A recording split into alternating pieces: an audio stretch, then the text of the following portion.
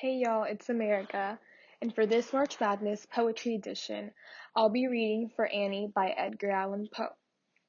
A little history of Poe. He was an American writer, editor, and literary critic, and the first author to try to make a professional living out of being a writer. All of his works are inspired by life-changing events, but usually he looks more into death.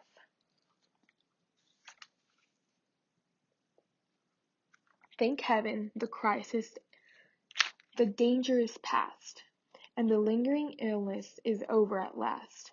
And the fever called living is conquered at last.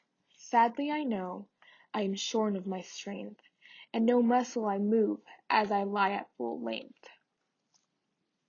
And I rest so composedly now in my bed, that any beholder might fancy me dead, might start at beholding me, thinking me dead.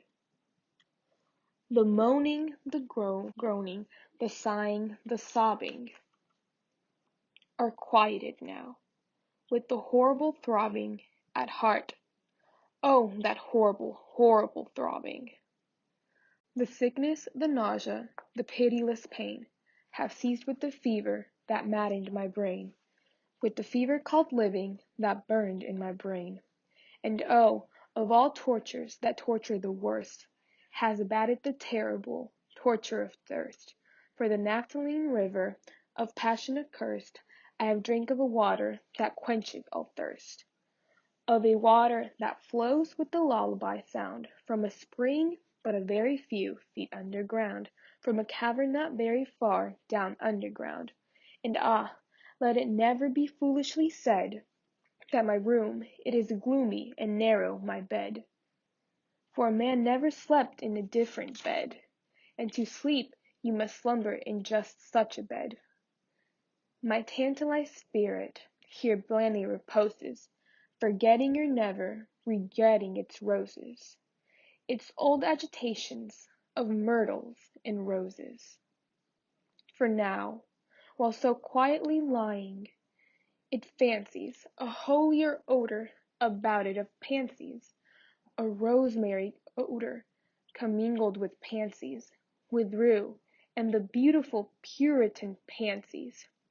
And so it lies, happily, bathing in many a dream of the truth and the beauty of Annie, drowned in a bath of the tresses of Annie. She tenderly kissed me, she fondly caressed, to sleep on her breast, deeply to sleep, from the heavens of her breast. When the light was extinguished, she covered me warm, she prayed to the angels to keep me from harm, to the Queen of the angels to shield me from harm, and I lie so composedly now in my bed, knowing her love, thank you, fancy me dead, and I rest so contentedly now in my bed, with her love at my breast, that you fancy me dead, that you shudder to look at me, thinking me dead. But my heart, it is brighter than all of that, stars in the sky, for it sparkles with Annie, it glows with the light of the love of my life, with the thought of the light of the eyes of my Annie.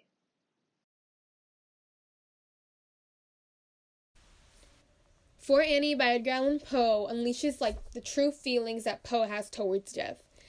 He doesn't necessarily glorify death, but he pretty much thanks it for allowing him to further live or further experience to the fullest his true feelings. In the first verb we see as he uses this metaphor for life, he pretty much calls it an illness. In the first verse, he says, "And the fever called living is conquered at last."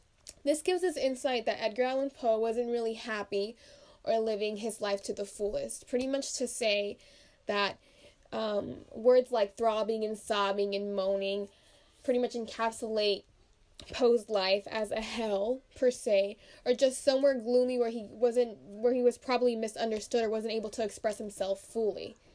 And death finally came to unleash him or free him from this, I guess, incarceration of his life. He addresses death as a subject in a way that's very controversial, because I guess to most of us, we'd say death is not a good thing. But Edgar Allan Poe uses death as something good. He pretty much explains it as, thank heaven, thank you very much, because now I'm able to live further. I am able to breathe now, per se. As we move on through the poem, we see as he does this diction shift. So in like the first 5 paragraphs, this cacophonous diction is pretty much encapsulating words like moaning, groaning, sighing, sobbing, quiet, horrible, throbbing, the sickness, the nausea, the pitiless pain, the fever that maddened my brain. So all these words pretty much work to create this image in your head of some place like hell that's dark, where you see Edgar Allan Poe crying and sobbing because, he can't seem to get enough. He can't seem to escape this horrible reality that he's trying to paint in your head and that you need to feed into. Because this man, he's living a hell on earth. He is not able to say this is it until death comes and saves him, per se. He's right now explaining to us that death was the only thing that actually saved him out of this world that was eating him alive. As we continue to see, he says that he finally is able to quench this thirst, and this thirst, per se, would be the thirst of trying to live better or more to the fullest, but he's unable to do that because life can't offer him that anymore. That is death now, per se. And then we start seeing the shift of diction towards more like tenderly, fondly, kissed me, cared for, heaven. And these words ultimately unleash, I guess, another shift in Edgar Allan's poem for Annie. And this is a subject change. We see this from, the subject of the beginning would be death, and then we see it change to Annie. But back to the diction, this euphonious diction pretty much starts to paint the idea, that controversial idea that we were talking about, how he says that death is good. He pretty much starts to put that in our brains, that death is actually good, because he paints this image of a spring, roses and petunias, and this amazing, I guess, kind of flower bed where you would want to lie there all day, because it's heaven, per se, for him. He's able to now do what he wants. He's able to lay there and enjoy the moment.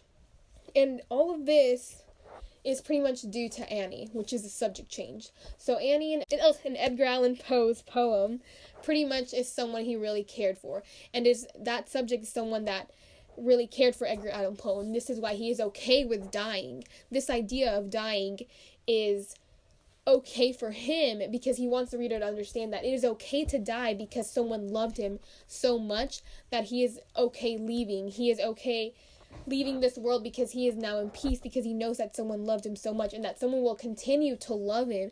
Because as he states on one of the verses, he says that Annie, per se, this lady prayed to the angels to keep him from harm. He prayed that he would be shielded from harm.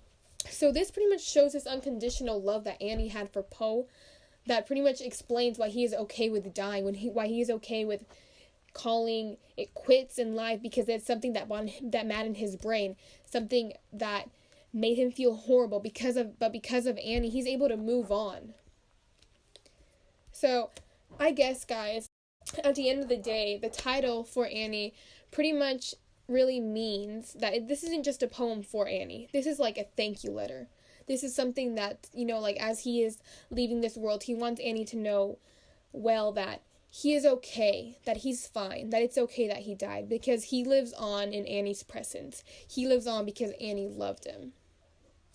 I guess another big takeaway from this poem is just to say that, sometimes things might not go the way we want them to. But that's okay, because as long as we give it, our 100, as long as we try to keep surviving, we will be fine. As long as we have someone to love and somewhere to receive love from, we're going to be fine.